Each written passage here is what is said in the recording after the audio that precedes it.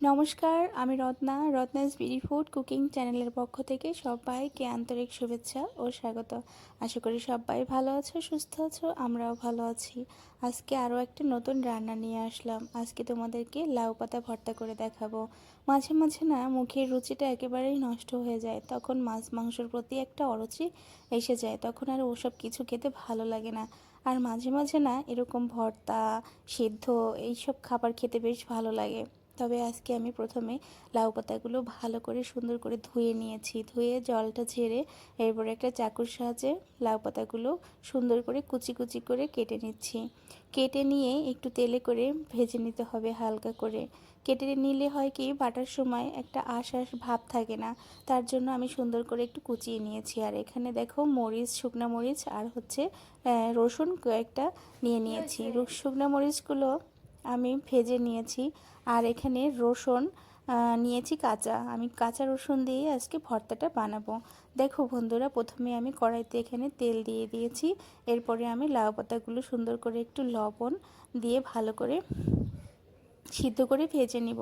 আর দিয়ে দিলাম কয়েকটা গোটা কাঁচা লঙ্কা। সিদ্ধ বা ভর্তায় কিন্তু কাঁচা লঙ্কা দিলেও বেশ ভালো লাগে, তবে আমি শুধু কাঁচা লঙ্কা দিয়েই ভর্তা তৈরি করি না, একটু শুকনো লঙ্কা ভেজেও দেই।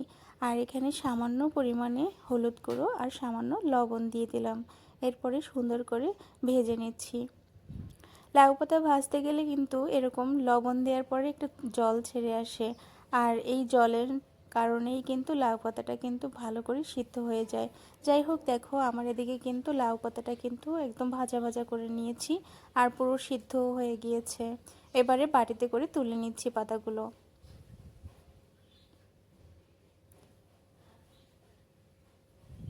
এখন আমি এই শিলনোড়ায় নিয়ে নিলাম কিছু পরিমাণে সরিষাগুলো আমি একটু ভালো করে ধুয়ে রেখেছিলাম।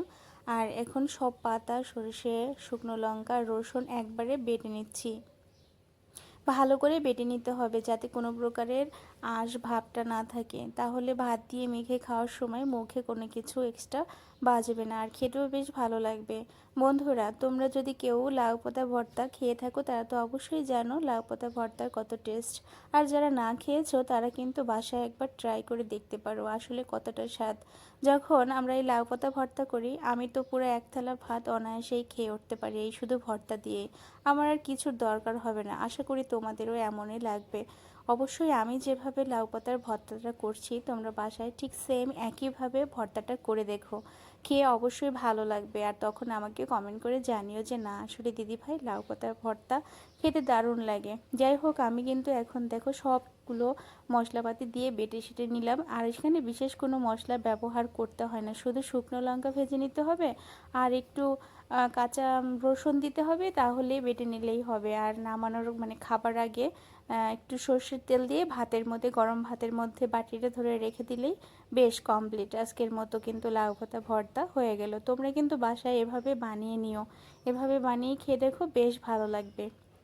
যাই হোক, এই যে আমি পাতাগুলো কিন্তু এবারে একটা বাটিতে তুলে নিচ্ছি। আর বাটাটাও খুব ফিনিশ করে বেটে নিয়েছিলাম। এখন আমি এর উপর থেকে একটু সর্ষের তেল ছড়িয়ে দিচ্ছি। দেখো বন্ধুরা, দেখতে যতটা লোভনীয় হয়েছে খেতে তার থেকেও বেশি স্বাদ হয়েছিল।